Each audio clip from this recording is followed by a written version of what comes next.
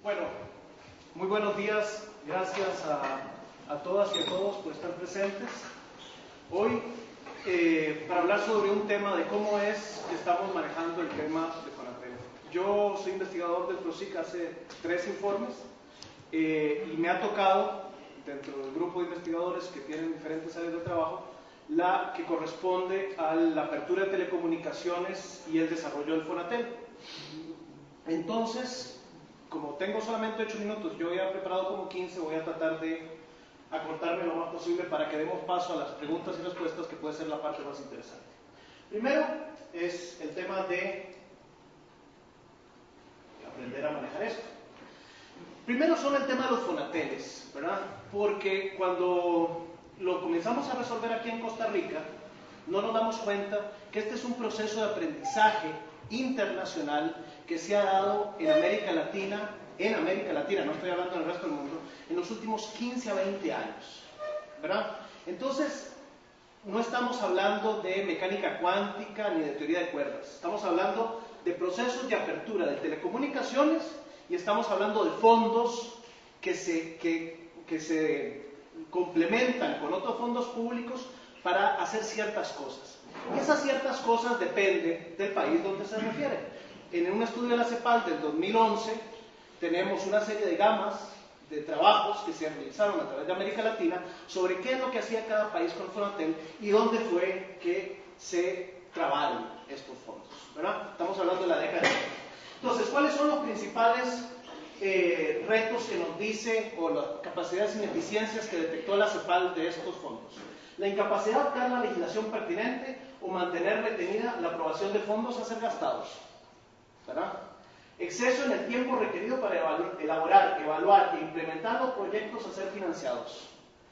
Al ser considerados fondos públicos, los fondos estaban sujetos a procedimientos lentos y burocráticos para su aprobación. El regulador no otorgaba alta prioridad al acceso universal y el desembolso de dinero de los fondos de acceso universal podía estar sujeto a restricciones adicionales establecidas por instituciones externas. Esto estamos hablando de la condicionalidad cruzada que fue muy manejada en los años 90. Ok, entonces tenemos este informe que viene desde el 2006 de la CEPAL, donde entonces tenemos la claridad que en América Latina esto ha tenido problemas, no ha sido fácil, ¿verdad? Pero nosotros, como llegamos tarde en Costa Rica, esperábamos que esta cuestión, aprender de los errores de otros países para no cometer los mismos. Esa fue lo que yo haber escuchado en el 2009. Entonces, ¿cuál es nuestro proceso interno?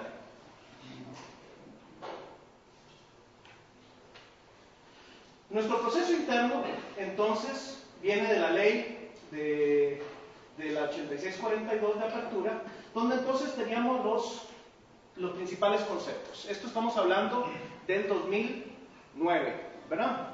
En el 2009 sabíamos qué era exactamente lo que queríamos hacer con el Fonatel. Acceso universal, promover el servicio de telecomunicación en las zonas del país donde los costos de inversión e instalación eran muy altos, que los habitantes que no tengan recursos para acceder, ¿verdad? Estamos hablando de transferencias directas en este caso, las instituciones con personas con necesidades especiales, y aquí están los transitorios donde teníamos, los legisladores pusieron una serie de disposiciones, cuáles eran las poblaciones más necesitadas, y reducir la brecha digital en el acceso de banda ancha. 2009, todos estábamos claros, ¿verdad? Esto era lo que queríamos hacer con los recursos que vinieran al Fonatel. Pero ¿qué es lo que sucedió? Tenemos entonces que desde el 2008 tenemos el proceso de aprobación de leyes, ¿verdad? Donde todo esto queda por ley. Después salen los reglamentos a finales del 2008 que dicen exactamente lo mismo, ¿verdad? ¿Qué vamos a hacer con la plata del Fonatel? Durante el 2009 se establece la SUTEL, el Plan Nacional de Desarrollo de Telecomunicaciones 2009-2014, y se suscribe en diciembre el acuerdo de frecuencias, ¿verdad? En el 2009, en diciembre, ya sabíamos cuáles eran las 21 poblaciones que no iban a estar conectadas, ¿verdad? No es que nos topamos en el 2011, no, sabíamos cuáles eran los distritos a donde no se les exigía a los operadores llegar, ¿verdad? En el 2010 2 de las empresas aplican a la banda ancha, ya no tenemos 3, tenemos 2. Es decir, la plata se nos redujo a lo que pensábamos. Pero bueno, tenemos eso otro cielo. En el mayo del 2011 se autorizan los enlaces y en noviembre del 2011 las nuevas empresas operan, ¿verdad? Entonces, el 2011 no es el inicio del Fonatel, ¿verdad? En el 2011 entra la plata del Fonatel, pero desde entonces los estudios del PROSIG y lo que nosotros estuvimos hablando con los directores en aquel momento es que dónde estaban las acciones previas que no necesitaban los recursos adicionales para poder hacer la gestión de trabajo, ¿verdad? ¿Dónde están los manuales de procedimiento? ¿Dónde estaban los estudios basados en los 22 distritos? Y entonces, no había forma de obtener esos pequeños avances que tuviera el Fonatel para saber cómo es que íbamos a utilizar los recursos. Por ejemplo, teníamos el acuerdo social digital, también a inicios del 2011. Pero bueno, entonces doña María Eliana en enero del 2012, ante las críticas que ya ahí se desarrollaban en función de cómo es que estaban siendo ejecutados los fondos del Fonatel, me responde a la pregunta, doña María Eliana, ¿cómo responde usted a las críticas que se han planteado por la demora y el marco general para aplicar los recursos del Fonatel? Me dice, sobre los perfiles de los proyectos que se requerían, ¿verdad? Entonces ella me contesta, efectivamente, no hay un perfil de proyecto, aunque el perfil de proyecto sería muy sencillo de diseñar y eso se puede hacer. Definitivamente se tiene que hacer. Como opinión absolutamente personal, no como opinión del Consejo, es que esta materia hay una gran dispersión de recursos, incluso privados. Usted ve diferentes iniciativas ejecutándose en diferentes zonas del país, pero no ha habido una guía, un liderazgo tal que nos ayude. Ahora, ¿le corresponde al Fonatel ese liderazgo? Pregunta. No sé hasta qué punto. Lo que nosotros podemos recibir son todas las iniciativas en el formato que las empresas quieran presentar, ¿verdad?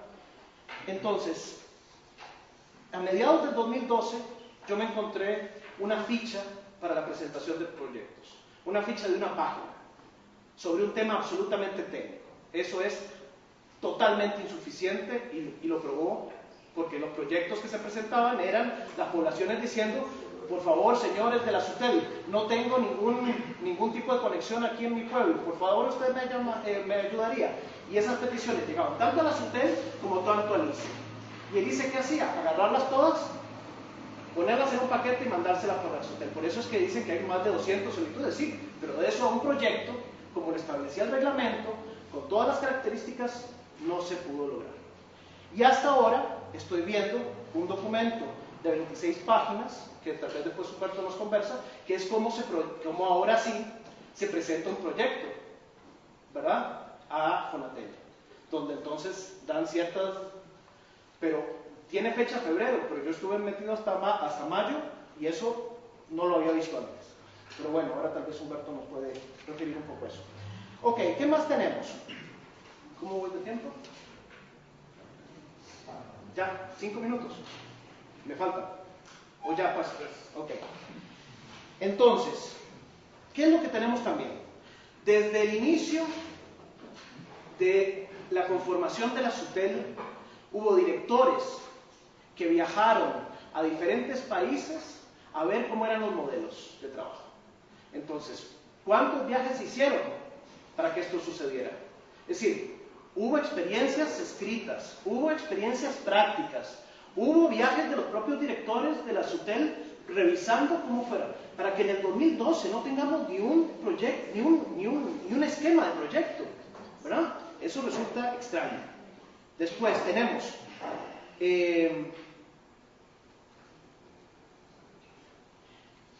tenemos entonces ahora el tema de que hasta ahora salió el formato en que se querían establecer los proyectos y el tema del liderazgo. Entonces, ha habido una lucha entre quién es el que presenta los proyectos. El ICE dice, no, yo no presento proyectos porque para que después los publiquen y que no me los otorguen a mí, ¿para qué voy a hacer el trabajo? Lo que me decía la gente del ICE es, ¿para qué voy a hacer un proyecto, verdad? Si ni siquiera la SUTEL me ha dicho cómo es que lo tengo que hacer, cuáles son las referencias que tengo que dar, ¿verdad? Entonces, se peleaban, y entonces la SUTEL decía que, bueno, que ellos no se encargaban de eso, de elaborar proyectos. Ellos los recibían, pero no los ejecutaban. Pero entonces no estamos hablando de hacer una receta de cocina. Estamos hablando de apertura de telecomunicaciones con espacios técnicos. Los carteles no los hacen la gente que no sabe, saben cuáles son sus necesidades, pero todas esas necesidades de las comunidades a las cuales no llega el acceso requieren el apoyo técnico para poder dar un servicio. Entonces, lo mínimo que se esperaba es que la SUTEL pudiera dar los amplios rangos para que las empresas se sintieran confortables en presentar proyectos. Ok, entonces para terminar, tenemos ahora la parte de cómo manejamos los fondos, ¿verdad? La Contraloría autoriza el fideicomiso al Banco Nacional, ¿verdad? Entonces tenemos una autorización del fideicomiso al Banco Nacional por parte de la Contraloría, pero cuando uno escucha a la SUTEL solo habla de las partes importantes, no habla de las observaciones de la Contraloría. Y ahora las podemos ver, yo tengo todas las observaciones, por ejemplo, que hay que utilizar bien los recursos, que no se pueden delegar funciones, ¿verdad? Que eso de pasarle la pelota al Banco Nacional no funciona para la gente de la SUTEL, porque la SUTEL tiene responsabilidades por ley sobre estos fondos, y que además hay que tener una alta vigilancia de estos. Entonces, bueno, ok, decidieron que no necesariamente la figura es una obligación, ¿verdad? Porque parte de una de las argumentaciones de la SUTEL es que era la única forma.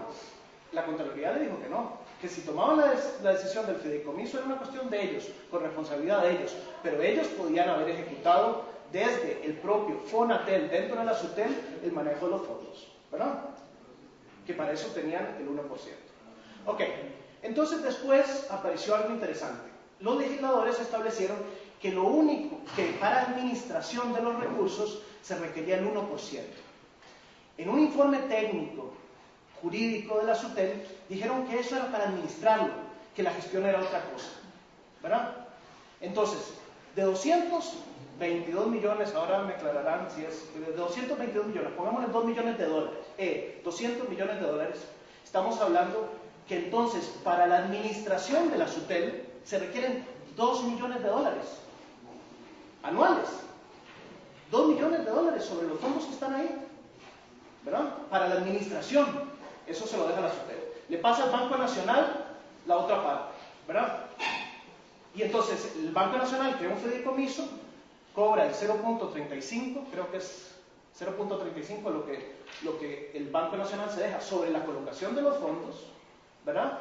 Y entonces seguimos esperando los proyectos.